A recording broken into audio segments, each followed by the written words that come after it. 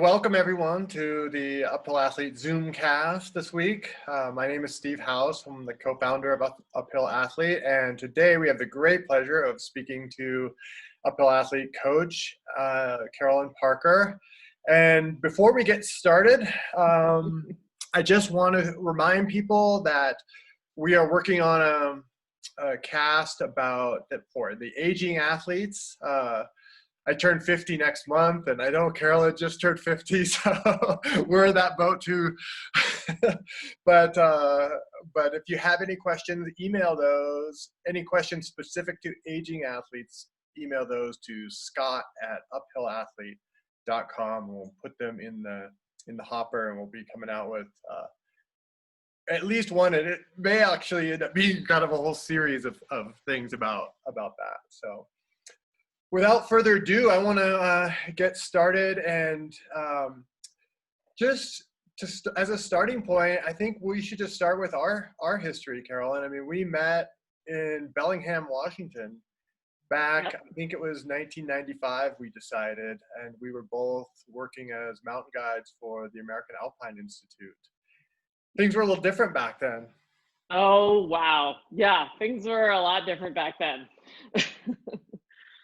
There were about, 30 guides for Alpine Institute. And at the time, one of the listeners in today's Zoom cast is a dear friend, Angela. And Angela and I were, at the time, probably the only two females out of those 30. So very interesting, very different.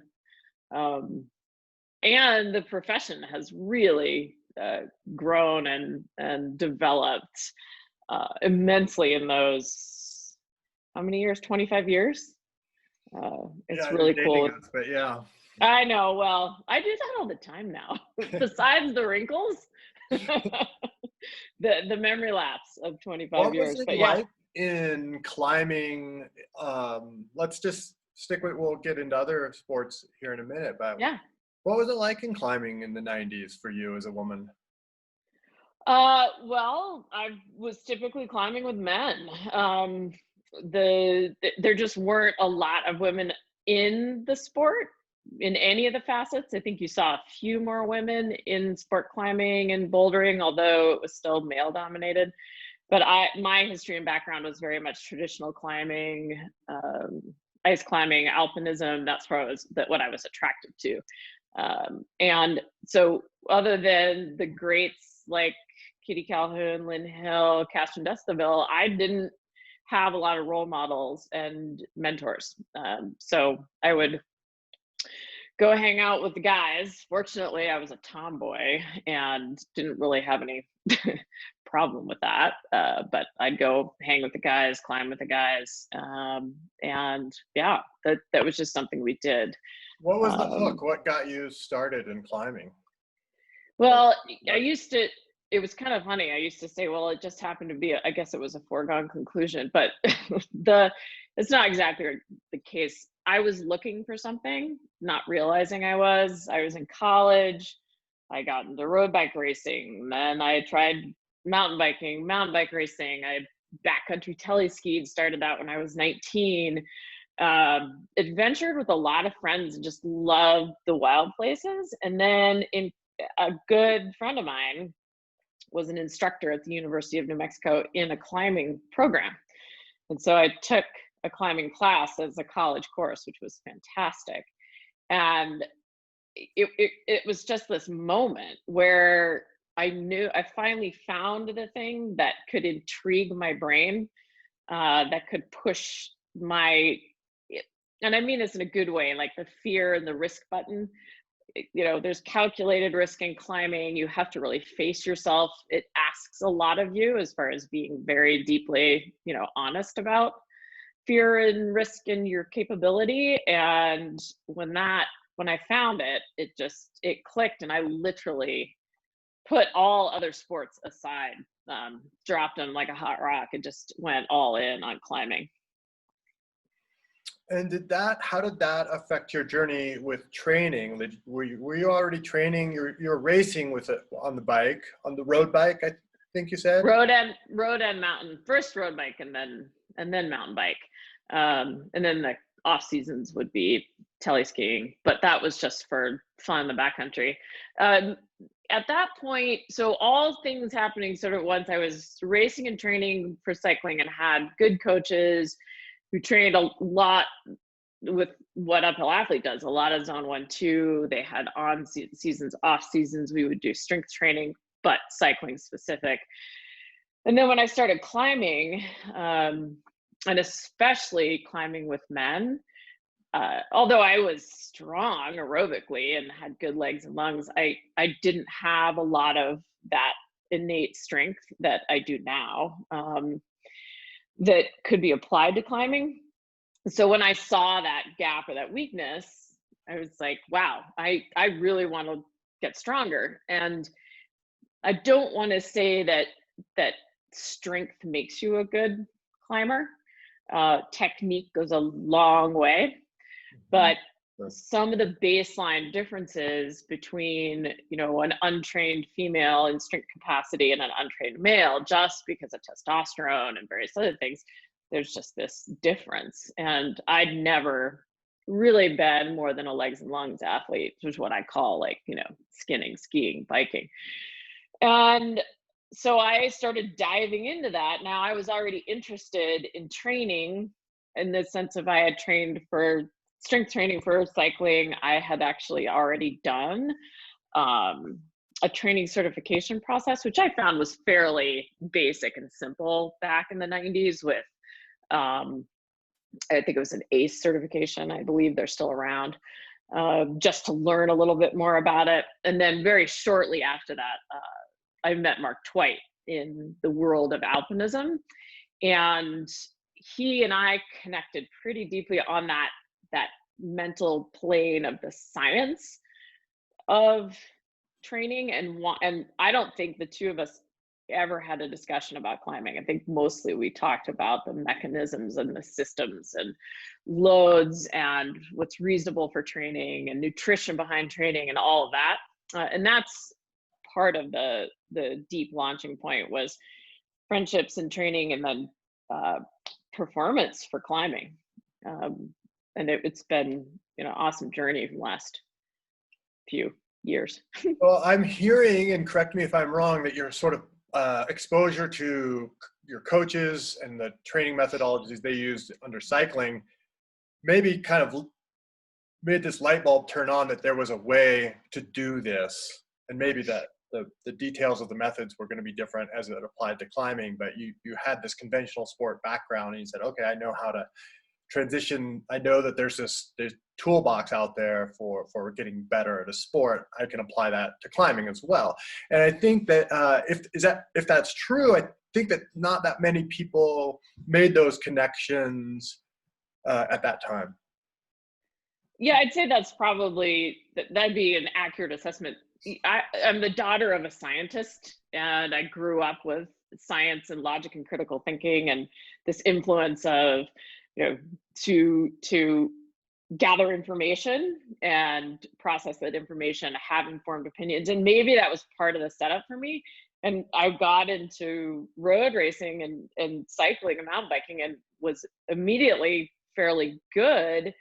And I equated that to proper training, and that my coaches, and I worked hard, of course, I was tenacious and I'd go after it, but I saw the advancements I could make, and just through the science of it, which I took anatomy and physiology in college, and I read all the books, and a lot of what I know is self-taught, but I just saw it.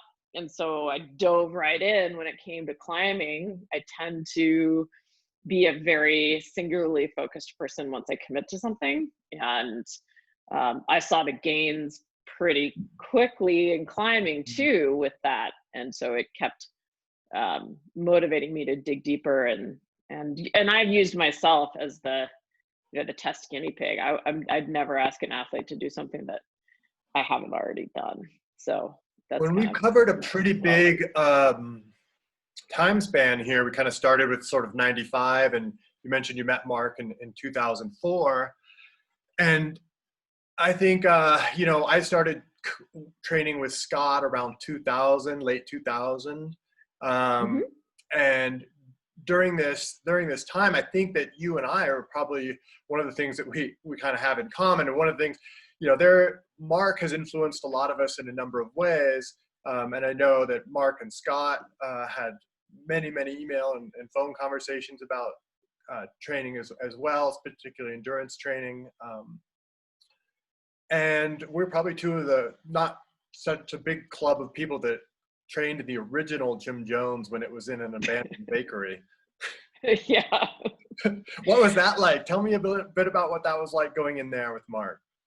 Oh, that was hysterical. I mean, Mark and I have been friends since we met, but prior to being called Jim Jones, when it was behind a bakery, it was called the Dog Pound, by the way. Right. Jim Jones is such a much better name. Yeah, that was funny. We would just go in and we'd actually go in and compete against one another, and it frustrated the heck out of Mark because by then he was trying to run Gravel North America and he wasn't training as much, and I still was, and so you know, I would go harder, dig deeper, not be as sore, and he would get super frustrated. It's like I like to hear that. I just got it handed to me by Carolyn again. And then when we weren't together, we would email each other the workouts we were doing. And, I'd try to crush his soul just because it was Mark. But yeah, it was a lot of fun. It was a lot of fun. I learned a lot. We laughed a lot and I learned a lot. Yeah, and then, I think we'd be amiss if we didn't mention, Lisa Twite, now Lisa Beauchard, and her influence in that as well. And I know you two have connected over the years on a number of things.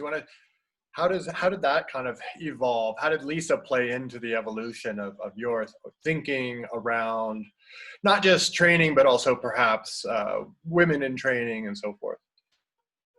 How was Lisa part of that? Yeah. I mean, she was also another spirit where like we met and had an immediate connection. Maybe that's part of what connected she and Mark at the time, but we had a lot in common beyond the fact that we both owned Akitas. But we have a very similar spirit, and she was a driving force. Although Mark was very much the figurehead initially with training, Lisa very much was in kind of that practical application and business model and drawing all sorts of different people in and support of the mechanism. So I think we came in from that standpoint of training as women, understanding that the methodology had to be a little bit different, coming in from a more planned, practical, less of the image-based, which is part of business, but we were less of the Jim Jones of the, shirts off, tough guys.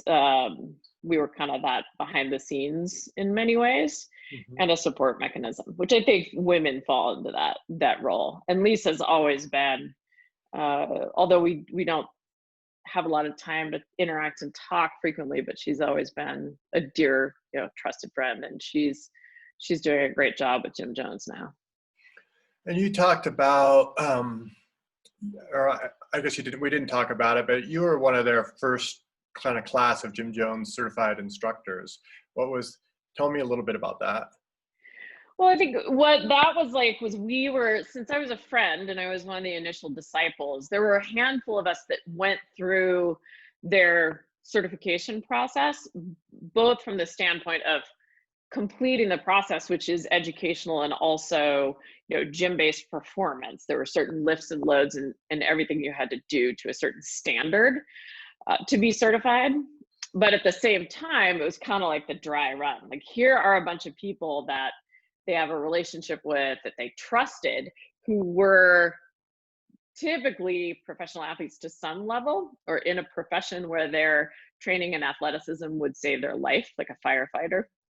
And we went through that process with them to help them establish it as well as be certified. And I was the only female there for that had finished the certification or even in any of the classes for a few years before some more women started coming on board. And so through this period, you kind of had a few different things going on. You had this whole training thing that we've been talking about. You're becoming a Jim Jones certified instructor. You're doing your own training as well. You're still involved in mountain guiding. You're still that was my full-time job. Yeah, while I was doing all that. So yeah, which is, as we've talked about here before, balancing a physical job like mountain guiding and training. It takes a lot of thought and consideration, and it's not easy to do. No. So at what point did you start to think that you were going to transition away from guiding, and how did that look? Because you I think, and I would count myself in this, and I know there's others, where kind of went through a slow realization that I didn't want to, do exclusively that forever, though I still enjoy it. What was that process? Tell me about that for you. Oh, for some reason, yeah. So I got into the world of guiding out of college, realizing that I didn't want to go to grad school, spend money wandering around trying to figure out another career that I really wasn't interested in. And guiding was amazing. I loved instructing. I loved mentoring. I loved opening the door metaphorically to people to push to their comfort zone limits, to have these amazing experiences. But over time, over the years I was out 175 plus days a year. And that's a 24/7 job, as you know. So it's not like 9 to 5. You're with people all the time. Yeah. And I started feeling like I only had so much bandwidth to be outside and to pursue the things that I wanted to do, as well as support and mentor people, which I loved. And I started realizing that guiding was kind of chipping into my kind of bank account of adventure time outside. And so when I started realizing that, I thought I need an exit strategy, because I don't want my only time outside to be spent just doing my job. I need it to be for my passion, myself and my soul, because that's what feeds me and creates that space for me to be able to help others, which is innate in me, apparently.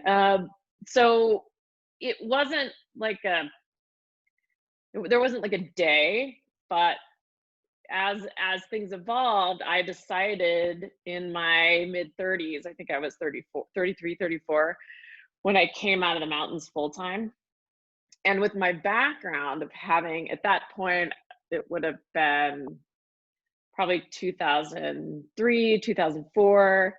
I was not wanting to guide full time, bought my first tiny little condo. So I wasn't living out of my truck anymore, which I'd been doing for 8 or 9 years.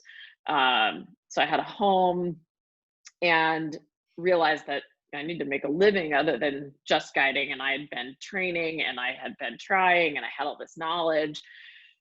So I moved back to New Mexico, where I grown up and gone to college, because I thought, hey, I have a community here. I have a place. People know me. They know what I do. And I started my first training business. I started Athena Fit Training.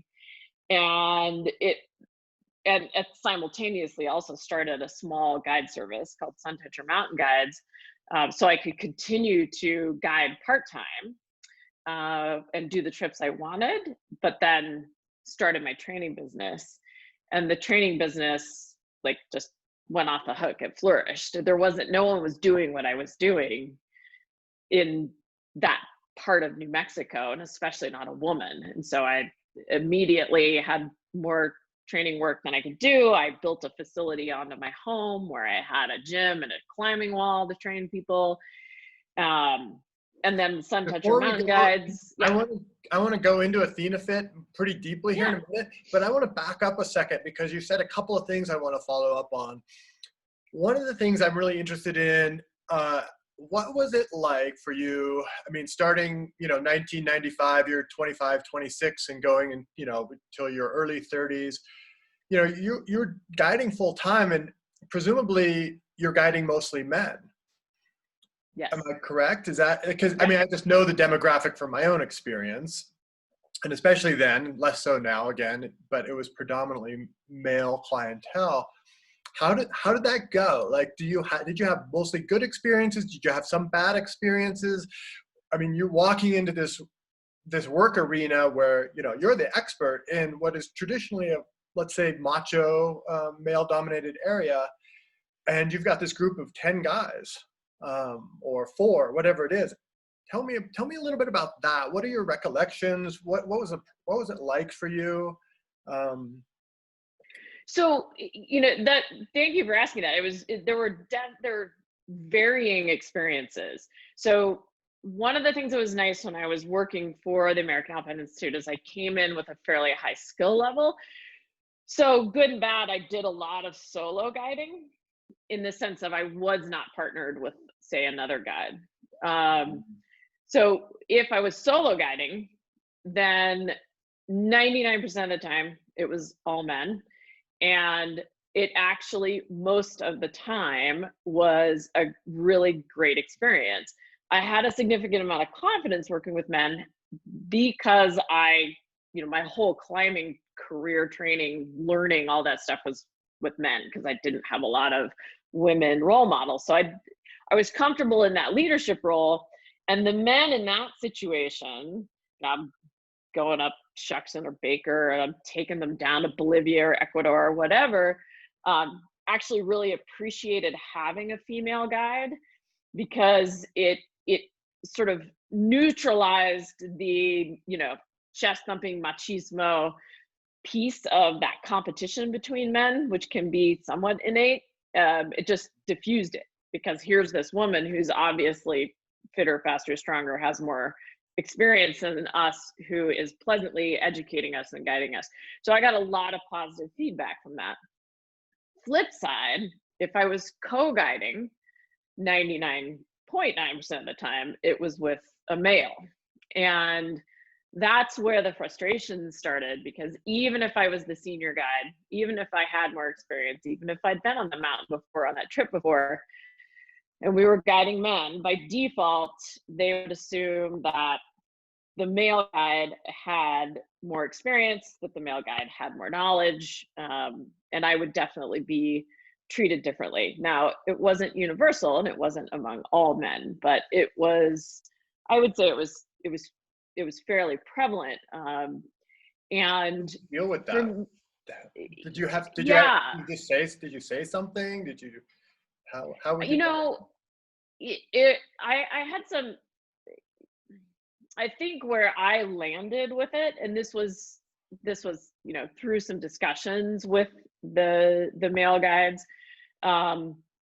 was that there were 2 pieces of that. One, it was I had to understand that part of that was my own ego, of feeling like, hey, I deserve this respect, and a part of that was just this pervasive issue in a very patriarchal country, culture, world, and industry, that it's just unconscious in people. And so I went about not so much like beating on drums, but just doing my job exceptionally well. And usually on an extended trip, if I just stepped into my role and I took the reins and demonstrated, the ability, that shifted the perspective of the men. And then if I had a conversation with the guide I was with, the other male guide, and asked for their support in that situation, like, if this starts coming up, do you have my back, in the sense of like, can you direct questions towards me, default to me, and make it the team relationship that it needs to be. And that particular guy, I've never got pushback from, my male counterparts and my male guides, but I'd have to have conversations so that we had support. And it wasn't something they created.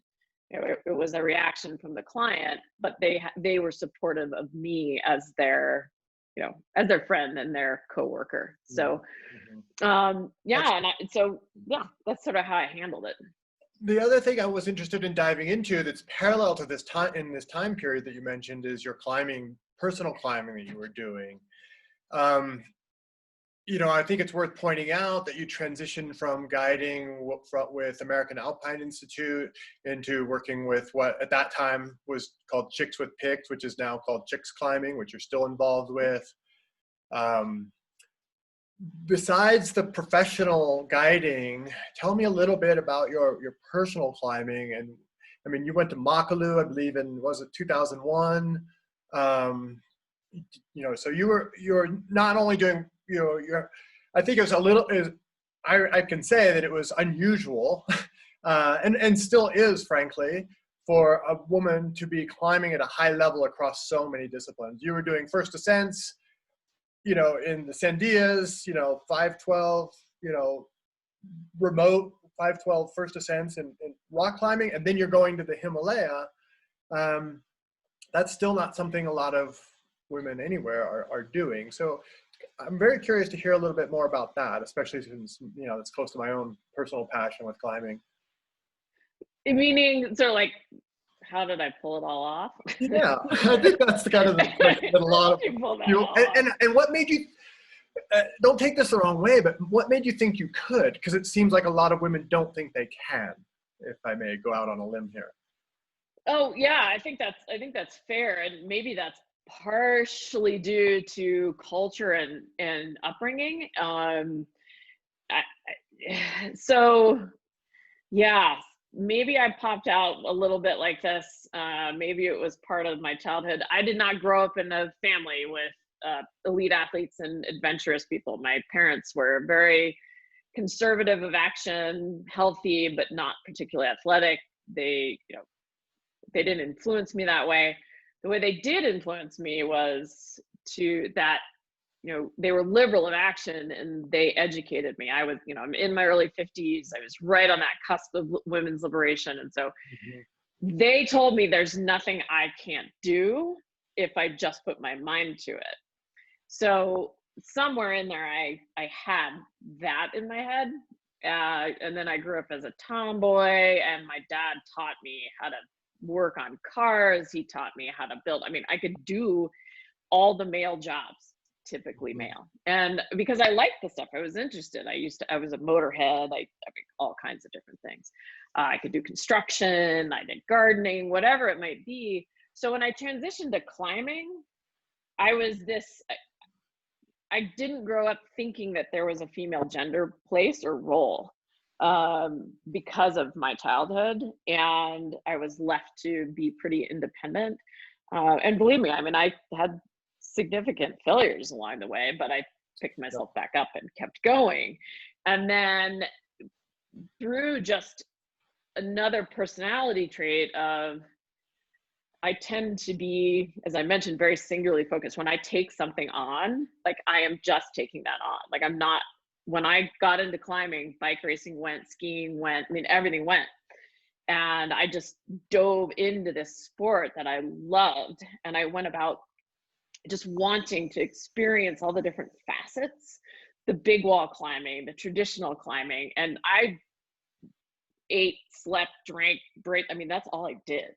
Really was just climb and train to climb and perform to climb.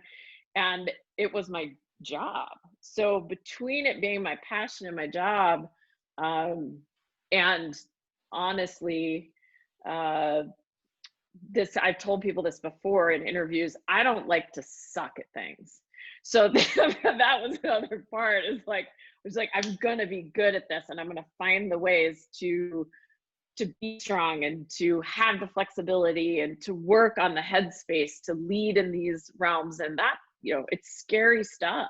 Yeah. And I was afraid. I mean, I was afraid a lot, but that was also what drove me, because I realized that fear I felt was kind of irrational. I mean, it was rational, but it was irrational. And what I needed to do was to gain the skill set and the knowledge and go practice and try and practice and try until I could work with that fear. The fear never goes away. People ask, and it's like anybody that tells you they're not afraid is lying. I mean, we're just working with it and working through it. And sometimes we turn around and back down and have to come back on a better day. But yeah, does that. Well, I want to make an observation because we've been in the same time and in the same place many, many times over the last 25 years. And I want you to know that, like, I mean, yourself, another person was a big influence on me was Kitty Calhoun. I think we mentioned Kitty earlier, who was actually the first day I ever did any guiding at all in my career. I was her apprentice. Angela, who's on the call here, Angela Hawes, who's I've known longer actually than I've probably known you. You women were actually changing our perceptions of what you women were capable of, and I wouldn't even say it was conscious. Like, I don't think I had a preset like limit on you per se. It was just like, you just guys as a group, and you specifically, would just come in and do these things and do them very well. And it was just like, oh yeah, okay. And it just instantly carved out this space for you as a gender in my mind. And I think that has helped me tremendously, just through my, evolution as a human. So I just want to say thanks for that. And then the next thing is, there are not still as many women as we might expect. It's not 50-50 in climbing and in training and so forth. How do we change that? How do we, is there, as a group, I mean, you've been leading the way for 25 plus years now on this and breaking trail for this group that is coming up behind you. What do we do better? Oh, what do we do better? Open a bet. There's a lot of things we could do better. I think the first thing is to acknowledge what is happening. And when I was younger and going about my climbing, I wasn't thinking to myself, I'm doing this for other women, because I was young. I was in my 20s and I was doing it because I wanted to. And I was becoming a role model along the way.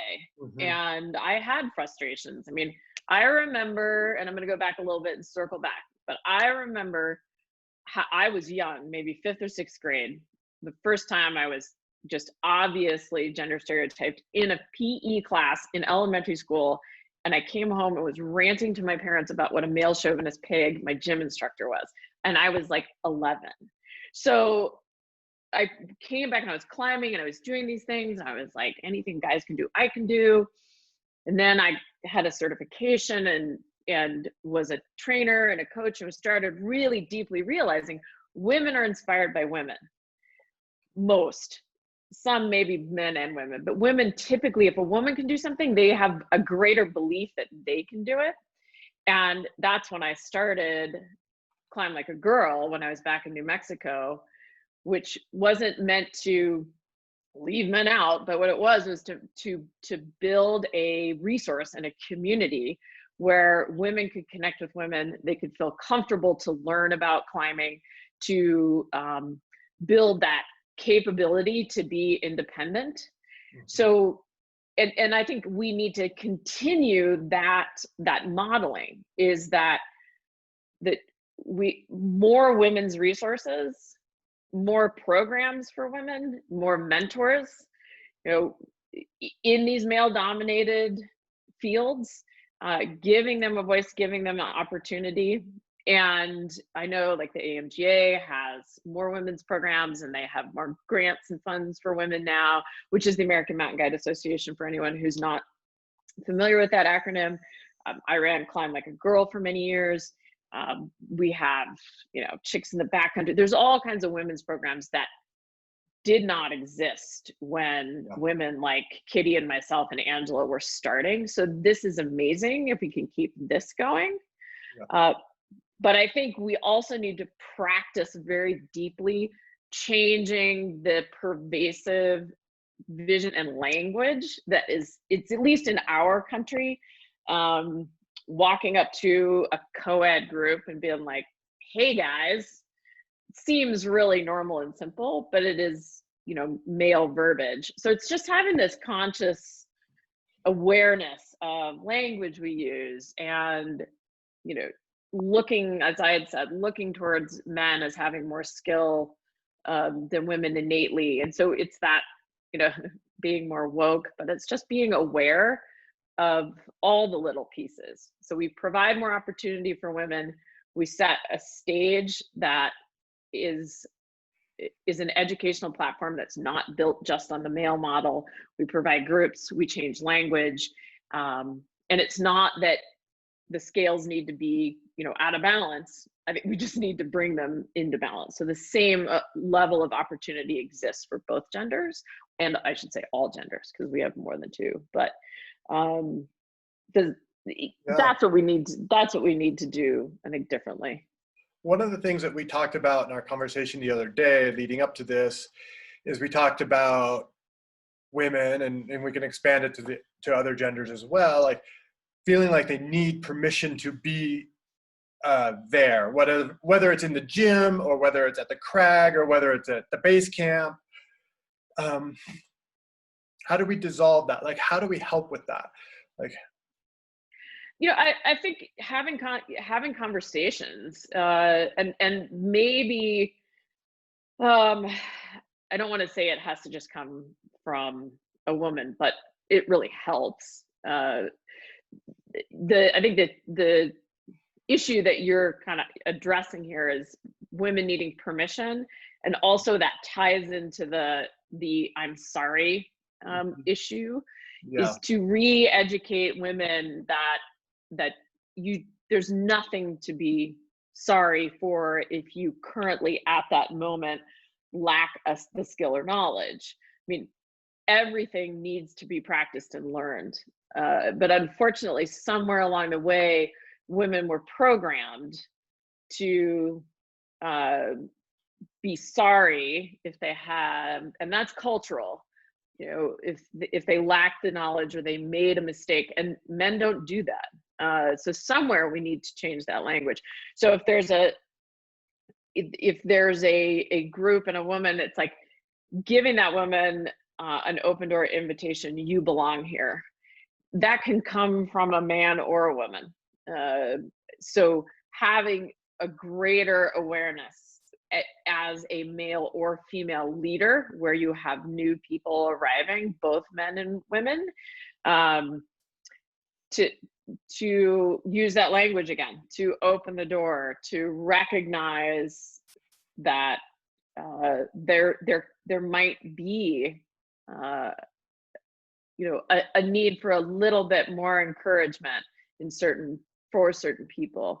And it makes me realize, so for myself, I love the underdog, and I'm not saying women are underdogs. It could be the sheepish guy in the corner, the young shy person, the person with an injury. Like, I'm going to gravitate towards that person, or the person who really seeks, if they're willing to be vulnerable and ask for help, like I am going to go right to that person, just in that sense of they have so much potential and so much heart, and will likely take what I give them and just flourish with it. So if we could all start looking at every group through a lens of, everyone needs a unique level of support, and what does that look like? So let's bring women in, give them the voice, give them the microphone, give them the support, the permission, and tell them, there's no need to be sorry for lacking knowledge. One of the tools with that I found myself adopting from the climbing world is this, which I like, and it's just this idea of try hard. And everyone tries, everyone shows up, and everyone tries hard, and everyone gets equal accolades for trying their hardest. And this also ties into us, as we started off talking about the aging athletes. When I was 25, I didn't get better every single time I went out. I was crushed. I was unacceptable. And now, as almost, I turn 50 next month, just that I get out and have a good day and I get to try hard for what I can do that day is great. And I think that's part of what I've seen you create when I've been at the Ripple Effect, your gym in Carbondale, where you guys have this ability to create this space where people are free to try hard for them without judgment about some sort of ranking or pecking order, which is pretty different than where you started out, where you told me you would go in and just purposely try to crush Mark Twight to make, which is a very competitive approach, right? That's a big change. And I want to hear, so I want to actually go back because this is a continuum, and I want to hear a little bit more about Athena Fit and how that evolved. You were targeting women specifically with that business. Athena obviously is the goddess of strength and wisdom, is it? Wisdom and prudent warfare. Wisdom and prudent. I didn't know that. I like that. Yeah. And also the home, so she carried an olive branch, a spear, and an owl. So it was like the home, wisdom, prudent warfare. And actually with Athena Fit, it's funny, I wasn't targeting women. I still trained men and women. And that was one of the little, I think because I used Athena, people might have thought that, but I used Athena because she was the goddess of wisdom, because it's better to train smarter than harder was my plan. And that she was the goddess of prudent warfare is that my point was to try to make people battle ready. And I don't mean like actually going to war, but more to injury proof them, to balance their bodies, to make them strong for their sport. And so that was my premise behind that. I think the Athena reference probably backfired a little bit, but I did still train men and women. Climb Like a Girl was obviously very, very specific to women when I was doing that. But anyway, it was in New Mexico, and then at some point you transitioned up to Carbondale and opened the Ripple Effect. The Ripple Effect. Tell me about that. I rebranded. So I rebranded when I moved. When I was in New Mexico, even though it was called Athena Fit, pretty much everyone was like, "Oh, we'll just go train with Carolyn." So it was all about training with Carolyn. When I came to Carbondale, it's like I really wanted the business to be able to grow beyond me, because I wanted to be able to share the knowledge that I had gleaned over all these years of training and trying hard and researching and doing. So I rebranded the business to be named The Ripple Effect. And where that name came from was in an interview for a newspaper article somewhere along the way. Someone was asking me why I do what I do, because so much of what I do seems to be in helping and support others, and in the guiding and instructing and teaching and training and mentoring. And I told them that I wanted to be that drop of water that created positive self-change in people, like giving them the input that they could take and they could then make it a catalyst for change. And I thought about that and I was like, oh, it's a ripple effect. So if I can give to one and that one can give to another, then I can give to the community. If I can give to my instructors, they can give to the community. If I set an example to where I can give people that opportunity to create and give them the knowledge and the support so they can create their own positive change, that's where the ripple effect came from. And it's been super insanely successful here in Carbondale, which was wonderful. I opened my doors and was busier than ever within 6 months. After a year, a couple hundred athletes, I started looking for instructors. And as you mentioned, I think in the Instagram post, we do specialize in strength conditioning for mountain athletes. And that to me means anyone who moves their body in that outdoor environment versus like,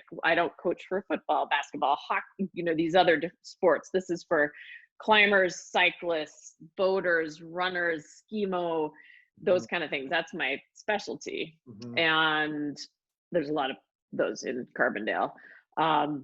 And so it's my business. It's been just my business. My husband doesn't have any part of it, doesn't own any part of it. It's always been me. And all of my instructors are women, and I've coached and trained them all. So the Ripple Effect is a place for people to come and to meet us where they are and feel that comfort and support and sympathy, empathy, compassion, being led by a bunch of women who are super intelligent, strong, capable, kind, amazing human beings. And I'm talking about my instructors. We also specialize in injury rehabilitation, which is turned into one of my gifts and niches, anywhere from spinal cord injury to ACLs to strokes to all that, to get people back to function. Because you and I know, and every one of the listeners is, the need for those wild places and being in the mountains is just, it's kind of just visceral to our souls. And if I can help someone get back there at any level, then that's a win for me. So that's part of the Ripple Effect process anyway. You had told me, or someone had told me, I believe, that the Ripple Effect is the only all-female owned, operated strength and conditioning facility in the country. I find that actually kind of hard to believe, but I don't know. I'd have to do some research to see if that is the case. Certainly around mountain athletics. Sure. I mean, specific to mountain athletics, like not, there's plenty of women specific places for them to come train. But it's extremely unusual. So like mountain athlete does what we do. Jim Jones. I'd have to look. There's a number of them that have cropped up. We're obviously not like CrossFit. We're obviously not a standard 24-hour gym. What we do is incredibly unique. And we're not exclusive. I mean, we train as young as 8 and as old as 78 now is our oldest, men and women. It's almost a 50-50 split. People ask about that too. I just ran the billing for the business, and it was a 45 to 55% split, men to women. So it's almost down the middle. And it's super unique. And I don't know of any others that are offhand, but I could do some research that are singularly owned and run by women.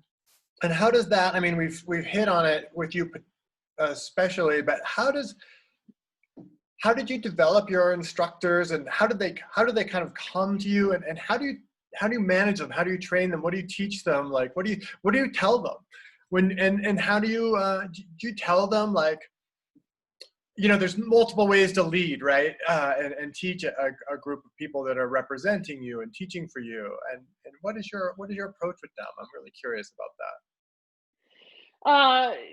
Well, so from a standpoint of leadership, my approach with them is certainly multifaceted. They all came to be my instructors very differently. Betsy has worked with me for 9 years. She started in New Mexico. We met because she actually signed up for one of my Climb Like a Girl seminars to meet some climbing partners. She already knew how to climb. And I just immediately liked her, and so many different pages and chapters happened. She started working for me. My other 2 gals that work for me now, it's just kind of these like unique experiences where I just kind of knew, like, I really liked them and worked with them for a while. Every one of them came to me for coaching and training. So I already had taught them, but I had taught them for their own training purposes, and then offered jobs.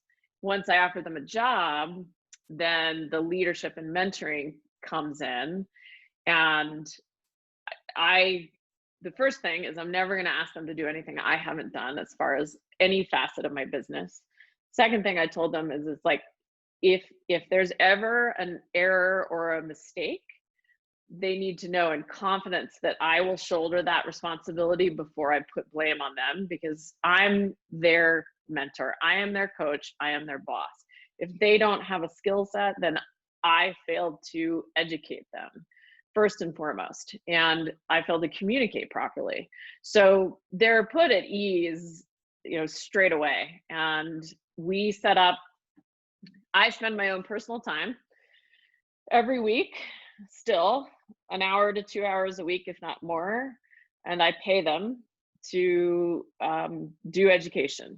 So we do weekly education.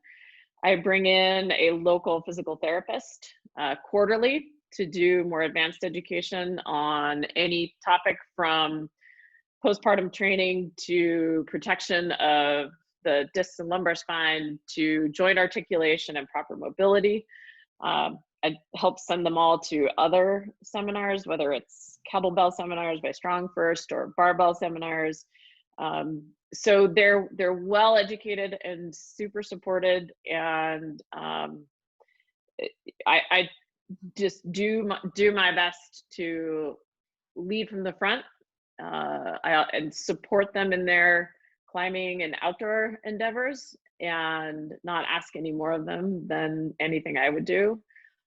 And they are, I have to say, bragging on them now, but I'm very fortunate that I have an incredible team, and they're running the gym right now, actually, as we speak. Well, So, maybe it's easier for me to say this than you, but I've been in the Ripple Effect a number of times in the old location and the new location, and I've observed them teaching and coaching athletes, and you've done an amazing job in there, both with your instructors and developing them, and as well as just creating an environment in that room where people feel really safe and comfortable to come in and show up as themselves and do their try hard for that day. And that's really amazing.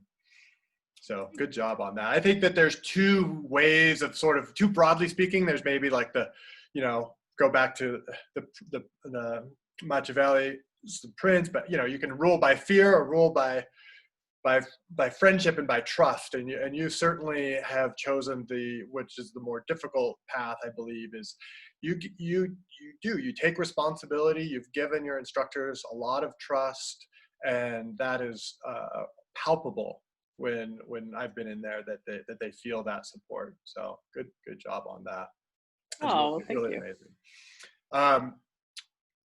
So a couple of years ago, I'd say maybe it's now 3 years ago, I specifically, but Scott and I together, and to a certain degree, came to you and asked you if you'd be interested in working with Uphill Athlete, which I wasn't really sure you'd be interested in. I actually thought you would turn us down, because I knew that Ripple Effect is going and it's working well, and you guys are successful there, and you just moved into actually at that time, I think you're about to move into your new location, and you kind of took the plunge and came along for something a little bit different, but I would say actually relies on basically all the skills that you've been learning over the last 25 years, from those years living in your truck, to doing all the climbing, to going on expeditions, to learning to train, to doing all this hands-on instruction and coaching for decades. And now we put you in an environment where you're dealing with your athletes via an app and by text message, and maybe the occasional Zoom call or phone call or FaceTime or however you do it yourself. But that's pretty different. Can you talk about that? First of all, what made you decide to take on this kind of new direction with your coaching, and tell me about that a little bit. Well, so back in the day when I got out of guiding, I had an exit strategy. We always have to have exit strategies. Right. And everything in life evolves. So I have spent a really long time and really love interfacing with people in person. I find that I'm fed by that energy. I like helping people. But when I started the ripple effect here, it was exhausting in the sense of I was on my feet 10, 12 hours a day. Um, Within the first couple of years, I had worked with 200 to 300 local athletes or more, and I was starting to bring in my staff, and I knew that there was going to be a burnout. And in the back of my mind, and you can ask Betsy this, like we had talked about it for a number of years, and I had long distance coached some people before working with you very differently, not online in the sense of I wrote programs and we checked in weekly. They were people that I had worked with in New Mexico that when I moved wanted to keep working with me. But I had a really close relationship with them. So writing their programs and just checking in via email. You knew them intimately as athletes already. Exactly. So it was simple. I just write a program once a week, we'd email or call, be like, oh, we're doing great. So, but I had been interested in this concept of online coaching because, I be honest, in my late 40s, standing for 10 to 12 hours a day and coaching and working with people, my back started to hurt. And I realized that, I need another exit strategy. But I love what I do. And I've been doing it for a long time. And I was curious about and wanted to build more of that. So I was split a little more between like interfacing with people in person, but spending more time in an office, sitting in front of my computer, taking some weight off.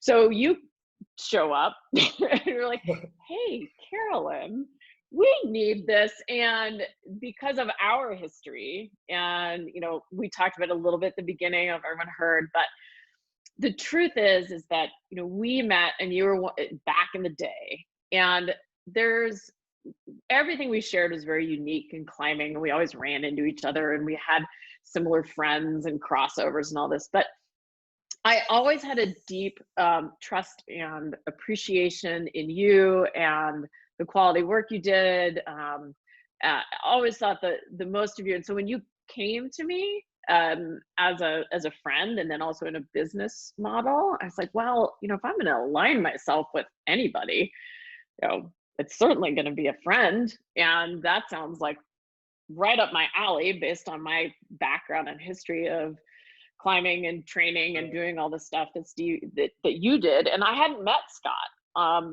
before. So I was thrilled to be able to learn from Scott and have phone calls, and create another little science bubble in my training space. I mean, that was the coolest thing, to talk to Scott, who might, the guru of all of this, was just awesome. So it worked. The timing was amazing. It was the perfect site. That's why I said yes. It's like, well, I think I said yes with a pause. I was like, I have to finish moving the training business, and then I can start with you. And at the same time, and I had my instructors.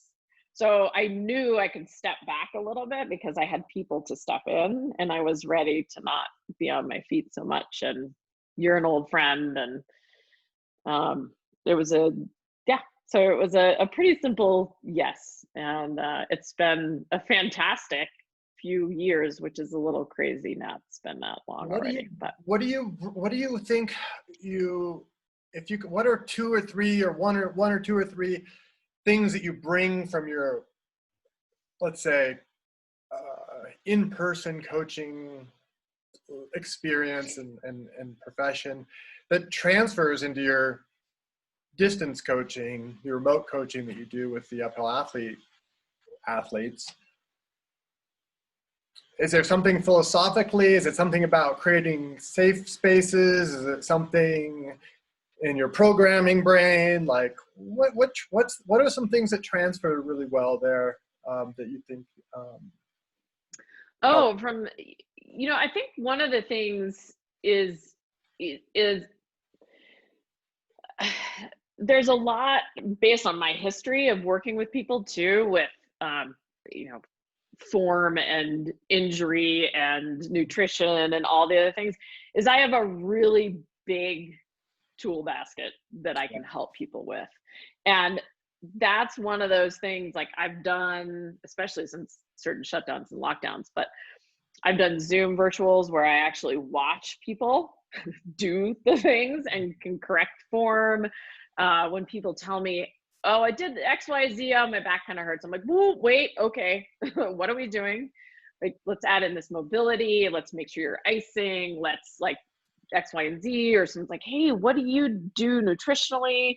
I just have this big resource of, as we were talking earlier today about maybe doing an uphill athlete thing for nutrition and, resources from the coaches.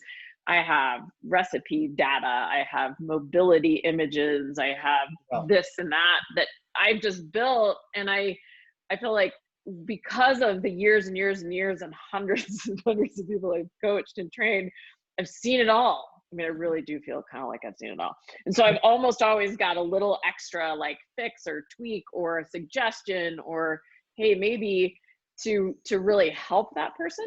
And I have created resources to be able to transmit that information. No, it's not as good as like if I saw the person in person, like moving their arm and seeing what they're doing, but it's the next best thing. And then I think that what translates from that is I can reach people beyond my local community, which has been really fun. I mean, with you all, I've been working with people in London and in Zurich and in other areas like Maine and just over in Denver. So it opens that, and I feel like I can help share a little bit more of the ripple effect through Uphill Athlete. But I call myself that, of just being that drop of water of positive change. So I think that answers that.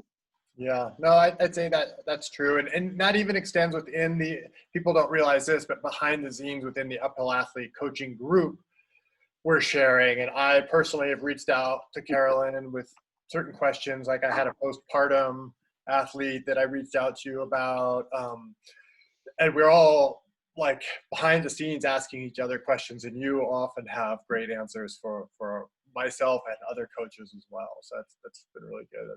I'd second that. Well, Carolyn, I just want to say I've learned so much from you, not just today, but over the last 25 years. And it's been really great to kind of get to capture some of that in our relatively short conversation today. And I just think that having had you be able to join the team with Uphill Athlete, with the coaches, has been kind of the icing on the cake of all that. And I just am so grateful to have, your background, knowledge, experience. We always get this question, like, what do I need to do to become a coach? And it's like, you kind of summed it up. It's like, one of the crucial parts is you got to live in your truck for like 9 years. I mean, I don't know how to, when somebody's 24, they ask me about wanting to become a coach. I'm kind of like, well, you kind of have to go do that. You have to go through it. And, and you've lived this for so long, and you've literally physically broken the trail for not just women, but I think in the fitness industry and coaching outdoor athletes, for me too, for like, you were doing this before I was. And, it's just been such an honor to have you be part of Uphill Athlete and have you be part of this journey. And I'm so grateful for our conversation today and being able to share a little bit of that with our audience. So thank you for all of those things. Super grateful. And I hope we get to do this again. Well, Steve, the feeling's mutual.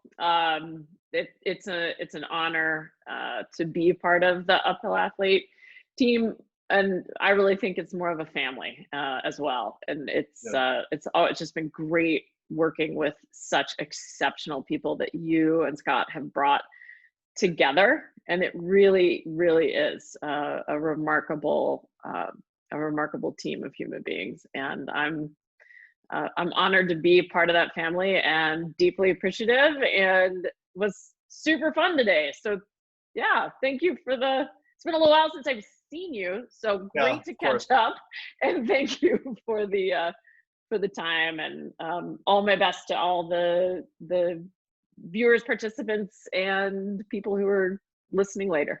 Yeah. Lastly, if anyone ever wants to reach either Carolyn and I, you can email us at coach@uphillathlete.com and it will get to us. And thanks again, Carolyn, and we will see everyone soon. Thank you. Sounds great. Thanks, Steve. Have a great day. You too.